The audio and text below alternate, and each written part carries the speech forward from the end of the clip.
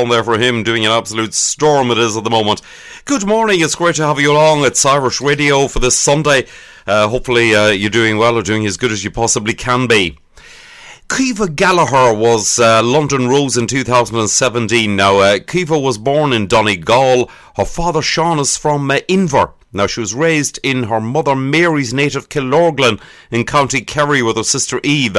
Now, we chatted to Caoimhe previously. She promised to go back and update us on her Rose journey, so to speak. Caoimhe was a great ambassador for London and Ireland, embracing many charitable causes. She was a welcome presence at multiple events representing the Rose Centre. Now, I'm pleased to welcome Caoimhe again. Caoimhe, a very, very good morning. Morning, Jerry. How are you doing? Not too bad at all. Caoimhe, you really made your mark when you were the London Rose, to the extent that at the end of your term you were nominated and admitted as a Freeman of the City of London. This is an ancient honour dating back to the year 1237. You must have had a great day with your proud parents. Yes, yeah, it was lovely. It was a big surprise to have been nominated, actually, but yeah, it was amazing and just such a surreal experience. And also my sponsor from the Rose and Tim O'Sullivan also recently received the Freedom of the City. So that's just such an amazing thing to have. And I suppose we're not sure this year if driving the sheep over the London Bridge will go ahead, but that might have to be postponed for another year. Indeed, yes. That's one of the unique things that you could actually do. Where you could drive sheep. If you're a free man of the city, you can actually drive sheep across London Bridge. I know. I haven't actually done it yet, but I did see that Dan was planning on bringing loads of sheep over, so I figured if he was going to do it, I might join in, but we might have to postpone for a while yet. I think so. Other recipients, of course, have been Terry Wogan, Bob Geldof, and as you mentioned, Tim Dan. Now, you've gone about your charitable work modestly, but just to mention some of the activities. You volunteered in a special needs orphanage in Zambia. As a student, you've been a London Marathon steward and raised funds for the Chernobyl Children International, also for a child requiring funding to fit assisted living facilities in his home. Now, we've mentioned that on the show. Now, you spearhead a well-supported night in the Claddagh-Ring, Caoimhe, with the current COVID-19 crisis. There's emphasis on acts of kindness. You've obviously found it fulfilling to help others. Yeah, I suppose it's quite linked to my job, really. I think especially people who work in healthcare, of course, others who don't are doing amazing fundraising things as well. But yeah, it's just something it's really nice to do, to reach out to people. And I think it's been nice for me to have the experience to do that near and afar. So as you mentioned, I went all the way to Zambia, but also the little boy that I did the fundraising for, Shay Murray, I met him at my very first Rose event after I was selected up in St. Albans. So it's nice to keep things close to home sometimes as well. Indeed. Now, being London Rose give rise to many opportunities. I know your Rose family is a great network, but you're back to the day job now as a specialist physiotherapist for a London hospital working within the NHS. You work with children like many people. You're now connecting by video link. How is that going? Yes, it's interesting to say the least. It's a very new way of working. Obviously, as physios, we are so used of constant patient contact and chatting to people in the rooms and really kind of getting to know them. Also, the logistical side of it in terms of actually feeling things and seeing things is really important as well. But it's been surprisingly getting a lot easier. It's becoming a lot more normal, and it's working. It's not the most ideal situation, but I don't think anything at the moment is really, and it's working. It means they still get their care, which is the most important thing. Indeed. Now, children are, of course, so tech-savvy. Presumably they respond well to the rehabilitation delivered remotely, and maybe some possibly thrive in a less clinical environment. Yeah, well, they're definitely better than me, that's for sure. They're definitely passing me out when it comes to all of that. And we do have some really good programs where we send out their exercises via apps and video links and stuff, so they seem to be quite on board with it. So for now, it's working. That's excellent. Now, we hear in the news that some routine operations and treatments have had to be cancelled. It's excellent that you can continue to treat your patients. Do you think this continuity is important, particularly when children's lives have been disrupted enough being off school and missing play dates with friends and all that?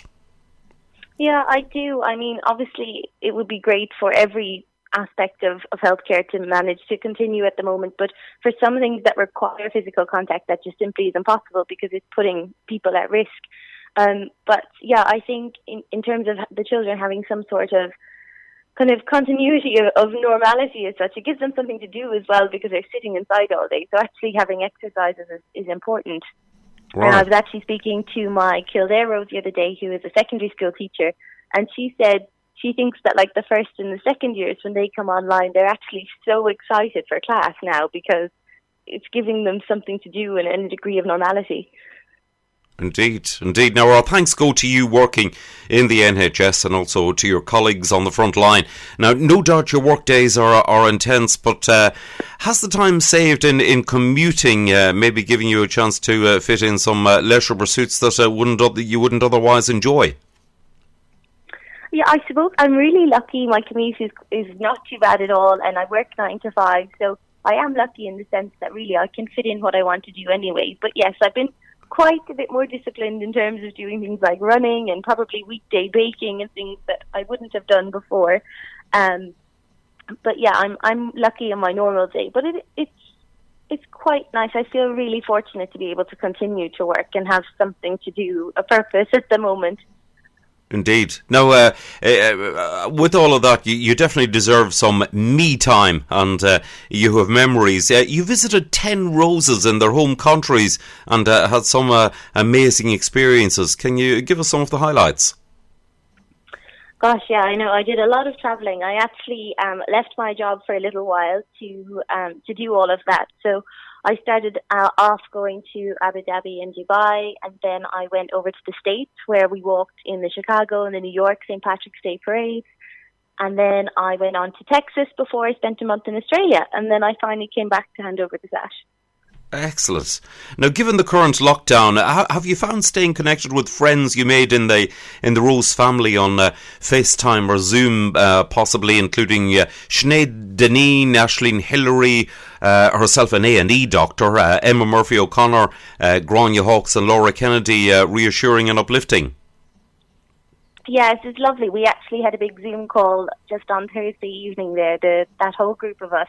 And it was really nice to be able to catch up with everything. And I think that's something that this whole lockdown is allowing us actually time to do those things now that maybe before we would have all been busy running around doing our own things.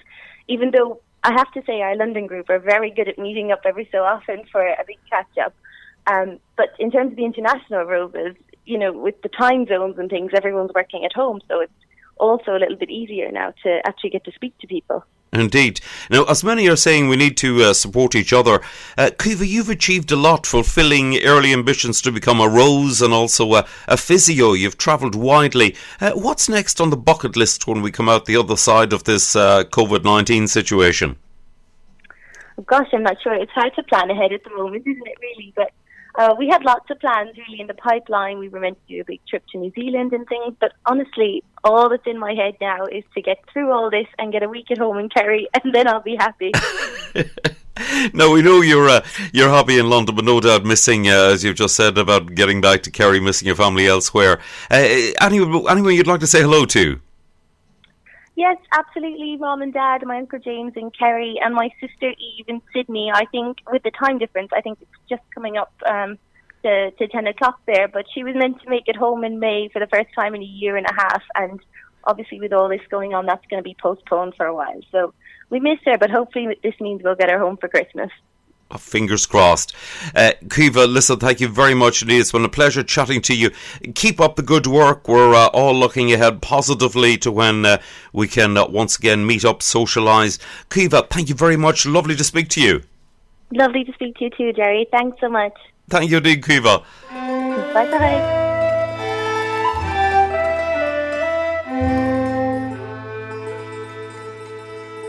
Of all the money of air I had, I spent it in good company, and all the ham of there I done, alas, was done to none but me. For all I've done, for want of wit, to memory now I cannot recall. So fill to me the parting glass, good night and joy be with you all. Of all the friends of there I had, oh, they're sorry for me going away. Of all the sweethearts of there I known, oh, they wish me one more day to stay. But since it fall unto my lot, whereas I should rise and you should not, so I'll gently rise and softly call, oh, good night and joy be with you all.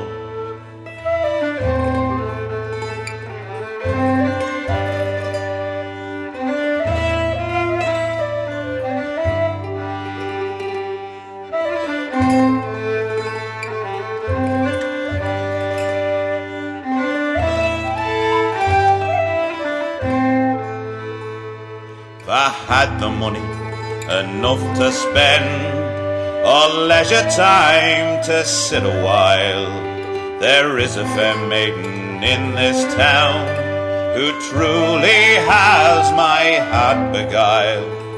Her ruby lips and rosy cheeks, she alone has my heart enthralled. So fill to me the parting glass, and good night and joy be with you all.